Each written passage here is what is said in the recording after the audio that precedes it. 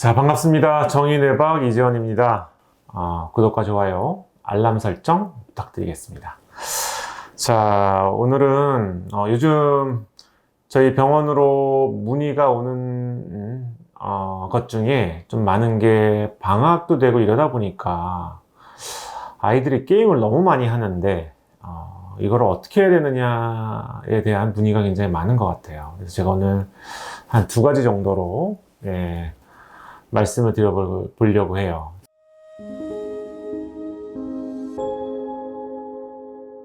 자, 일단은 이제 게임이라고 하는 거의 의미를 좀 생각을 해볼 필요가 있어요. 게임은 사실은 노는 거거든요. 그렇죠? 노는 활동이 이제 게임이라고 하는 어떤 형태.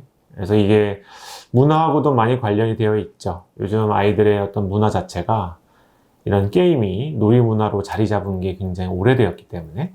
근데 이 노는 거를 이거 가지고 놀아라, 이거 가지고 놀지 말아라, 이건 안 된다, 이렇게 간섭을 하는 거는 사실은 어떤 면에서 봤을 때는 엄마나 아빠가 나를 잘 인정해 주지 않는, 나한테 좀 간섭이 좀 심한 이런 상태가 되는 거랑 마찬가지인 거죠. 그래서 게임이라는 것 자체가 뭔가 큰 문제가 되는 거는 아니라고 생각을 해요. 근데 다만 부모님이 느낄 때는 이 게임이 너무 과도하게 되는 경우에 이때 이제 우려가 심해지게 되는 거죠. 그래서 이제 뭐 쉬운 이야기로 아이들이 딱 30분만 집에서 딱 게임하고 그 다음에는 딱 덮고 그냥 자기 할 일 알아서 하고 이러면은 게임한다고 어머님이 뭐 걱정을 하시겠습니까? 그렇진 않잖아요. 네. 자, 근데 요즘 아이들은 이 놀이 문화라고 하는 게 너무 제약이 되어 있고 또 코로나가 생기면서 더더욱 그런 것 같아요. 같이 어울려서 놀 수가 없으니까 놀이 문화가 혼자 노는 문화로. 그래서 이 스마트폰이나 PC를 갖고 있으면 다른 친구들하고 소통도 되고 또 혼자 뭐 게임과 이런 걸 즐길 수도 있고 이게 소통의 역할도 하고 나의 놀이도 충족을 시켜줄 수 있는 나의 이제 내가 남는 시간이 있다면 거의 남는 시간의 많은 부분을 PC나 스마트폰을 가지고 보낼 수밖에 없는 환경이 되어버린 거죠. 그래서 이제 제 생각은 아무래도 학교 다닐 때 비해서 이제 방학 때 자기가 노는 시간이 조금 많아졌기 때문에 학교 다닐 때에 비해서는 이런 PC나 휴대폰을 가지고 있는 시간이 많아질 수밖에 없습니다. 근데 이거에 대해서는 제가 봤을 때는 크게 어떤 우려나 이런 걸 할 만한 상황은 아닌 것 같아요. 단, 이 놀이 시간에, 나한테 주어져 있는 자유 시간에 게임을 하는 게 아닌 다른 시간을 자꾸만 침범하고 있다면, 이거는 조금 아이와 어떤 이야기가 필요한 부분이겠죠? 자, 이때 보통 부모님들은, 야, 너 너무 게임을 많이 해서 학교 못 가는 거는 문제다. 그러니까 너는 혼이 나야 돼. 그래서 게임을 못하게 제재를 할 거야. 이런 방향으로 생각을 하시는 경우가 많거든요. 근데 이 게임을 많이 하는 거는 벌을 받아야 될 만한 상황은 아닌 거예요. 그렇다고 상을 받아야 될 만한 상황도 아닌 거고. 사실은 나한테 남는 시간에 내가 뭘 하던 이거는 놀거나 아무것도 안 하고 있는 거는 상도 벌도 없어야 되는 거죠. 벌을 받아야 되는 상황은 어떤 거냐? 남한테 피해를 입히면 벌을 주셔도 괜찮아요. 내가 만약에 게임을 하고 그러다가 너무 흥분한 나머지 막 그냥 키보드를 빵빵빵 쳐가지고 아랫집에서 층간소음이 너무 심하다고 연락이 왔어요. 이거에 대해서는 아이한테 뭔가 적절한 벌이 가해져야 되겠죠? 뭐 용돈의 일부를 할애를 해서 아랫집에 뭐 선물을 하나 한다든지, 그래서 이제 이런 것들에 대해서 아이한테는 벌칙이 되어야 될 만한 부분이라고 생각을 하고요. 이 이외에 다른 사람들한테 피해를 주지 않는데 자기 생활이 망가지는 거, 이거는 벌을 받아야 될 만한 상황은 아니라고 생각이 들고요. 이거는 상으로 다스리셔야 돼요. 근데 뭐 게임을 이렇게 너무 많이 하는데 어떻게 상을 주냐? 게임을 많이 하는 거에 상을 주시라는 게 아니고요. 게임을 적절히 잘 제어했을 때, 내가 내 생활 리듬을 잘 찾았을 때, 이때 아이가 원하는 상. 그래서 게임을 좋아한다면은 뭐 돈을 더 요구할 수도 있는 거고요. 또 좀 더 어린 아이들이라고 한다면은 스마트폰 사용 시간을 더 원할 수도 있는 거고, 네가 오늘 사용 시간을 잘 지키면은 내일은 30분 더 플러스가 돼. 아니면 1시간 더 플러스가 될 수 있어. 이렇게. 그래서 시간을 좀 잘 지킬 수 있는 이런 상태를 좀 어려우면은 몇 번에 걸쳐서 조금 더 쉽게 만들어 주셔도 괜찮고요. 게임 가지고 아이와 자꾸만 다투는 시간이 많아지신다면 그건 어머니가 자꾸만 키를 갖고 계신 거예요. 그 키를 아예 줘버리세요. 그래서 네가 어떻게 사용하는지는 너의 자유이나 네가 아직 어리기 때문에 이런 조절 능력은 약할 수밖에 없다. 어렵겠지만 네가 PC를 사용하는 시간, 스마트폰을 사용하는 시간을 적당하게 줄이면 그거에 대한 보상을 엄마가 해줄 수 있다. 이렇게 해서 점점 어른스러워지고 자기 관리를 잘하는 우리 아들, 딸이 됐으면 좋겠다. 이제 이렇게 접근을 하셔서 해결을 하셔야 될 문제라고 생각을 합니다. 하나 더 이제 하실 만한 게, 그러면은 게임 중독은 뭐 어떤 상태래야 게임 중독이라고 볼 수가 있느냐? 이제 이런 문제인 거죠.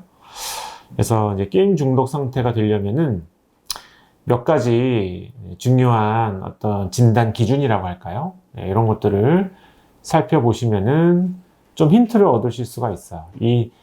제가 말씀드리는 항목들 중에 여러 가지가 포함이 돼야 게임 중독으로 이제 진단을 할 수가 있거든요. 그 중에 가장 중요한 거는 모든 중독에는 늘어나는 게 있어요. 늘어나는 게. 도박도 베팅하는 금액이 더 늘어나고요. 알코올도 알코올 마시는 양이 더 늘어나게 되고, 뭐 이렇게 뭔가 늘어나게 되는 거. 게임 중독은 시간이 더 늘어나게 됩니다. 그래서 시간이 계속 늘어나게 되는 거. 근데 아까도 말씀드렸듯이 방학이면은 내 자유 시간이 더 늘어나기 때문에 시간은 더 늘어날 수밖에 없어요. 그래서 시간이 늘어났다고 중독이라고 말을 할 수는 없는 거죠.